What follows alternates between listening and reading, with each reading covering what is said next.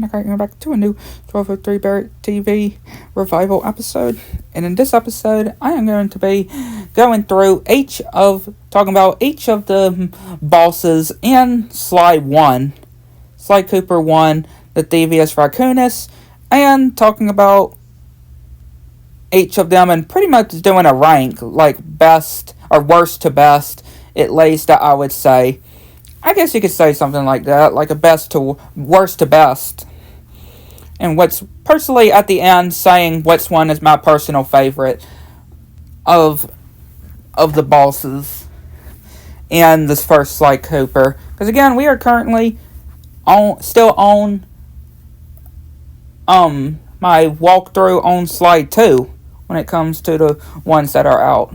So yeah, since the first Sly 1 walkthrough is complete, I am going to be going through the bosses from the first game. I will do the same thing when it comes to 2 and 3 once we complete those walkthroughs as well, those playthroughs as well of mine. But yeah, starting with the first villain, which I cannot remember his name for some reason. This is the only villain in the game that I cannot remember his name, but yeah, it's that frog villain. He's a pretty interesting villain, I would say. He reminds me a bit of Ripperoo, because when it comes to the boss fight, you do have to... He's going to be jumping around, kind of how Ripperoo would bounce around.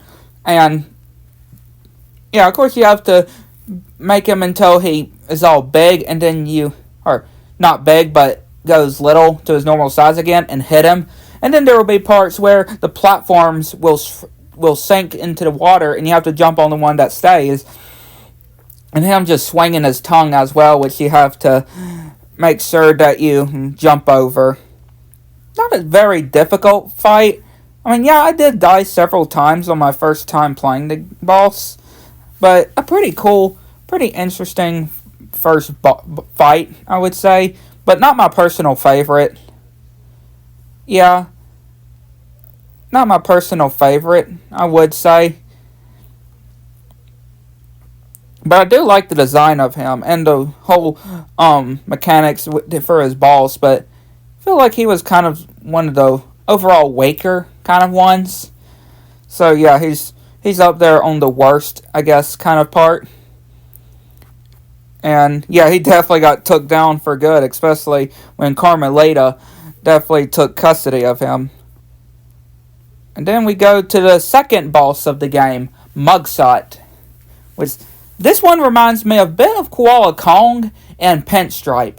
The reason why he reminds me of Koala Kong is because how buff, how strong he is. And the reason why he reminds me of Pinstripe is because of the 2 guns that he uses, or guns overall. He uses these guns, which I do like. I kind of do like the whole concept of his fight as well. I mean, for all of these bosses that I'm going to be talking about, I like all the concept of how their boss fight are played out. But again, he does remind me of Pinstripe, just how you have to avoid his shooting with his guns. And yeah, again, for being the second boss, pretty cool, pretty good, but once again, kind of a worst. I would put... I do love the design of it, and the name too, Mugshot. But once again, he definitely got custodied by Carmelita. Then we have the third boss in the game, and that is Miss Ruby. Yeah, Miss Ruby. And she's a quite interesting character. Considering that she is a character that does voodoo and tries to awaken the dead and stuff, which she kind of would remind me of Zarok, pretty much, or Lord Pelthorn from Medieval, right? Both characters doing spells and stuff to make an army of the undead and stuff. But yeah, she's a quite interesting boss, especially with her whole gimmick. The whole gimmick of fighting her is pretty much Simon Says. where you have to do, as Simon says, of pressing the buttons that it shows several times until you get to her. I mean, yeah, it can be a little awkward. Definitely can get a bit awkward. But she's definitely probably... I may have to put her at worst as well.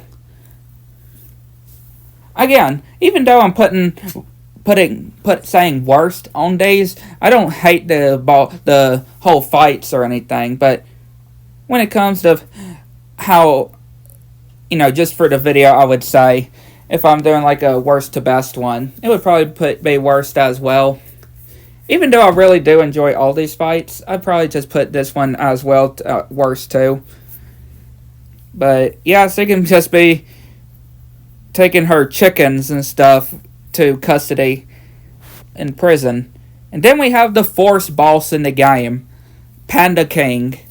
The Panda King. Which, yeah, he is a really cool boss, I would say. He is definitely a really cool boss. That, especially his Kung Fu kind of ninjaing skill, Kung Fu skills that he has. This is the first one of the best, I would say. Of the best. I would definitely put, like, he's not all that bad to try to get his moves down, and definitely a really good defeat for sure. And then we have the final boss of the game, Clockwork. And again, my favorite boss as well. My favorite boss in the game. He is definitely a really good final boss, I would say. And I definitely can say, I definitely love bosses that are not too easy, but at the same time, not absolutely extremely hard or anything. I like bosses that are not too easy and have a bit of a challenge. And yeah, I did fail multiple times, quite a bit, when fighting Clockwork. I mean, yeah, when it comes to all of the bosses, but that's what I love about video games, is how difficult the bosses can be. I mean, look at Jak and Daxter. The Jak and Daxter games really did well when it came to the boss difficulty, right? I'm not just talking the ones from the first 3 games. I'm talking about like Combat Racing, and Daxter and the Lost Frontier as well. Which, yeah, I have made my recordings of the Lost Frontier, just have not released them yet, obviously, because we're still doing Daxter, of course. Not Daxter. We're still doing Combat Racing. But I have already made my recordings on me playing Lost Frontier. But, again, back to the Sly Cooper.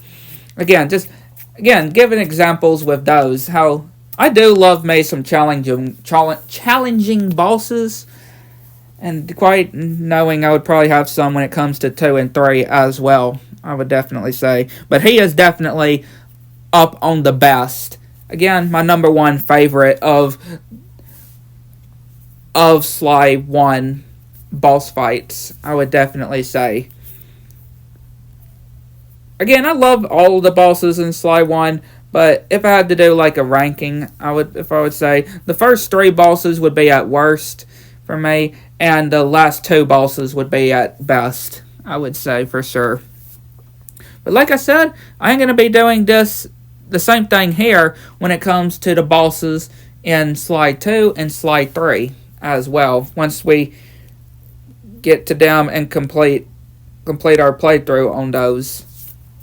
So yeah, like to know what y'all think. Let me know, guys, and let me know what is y'all's favorite boss in Sly Cooper. Let me know, guys.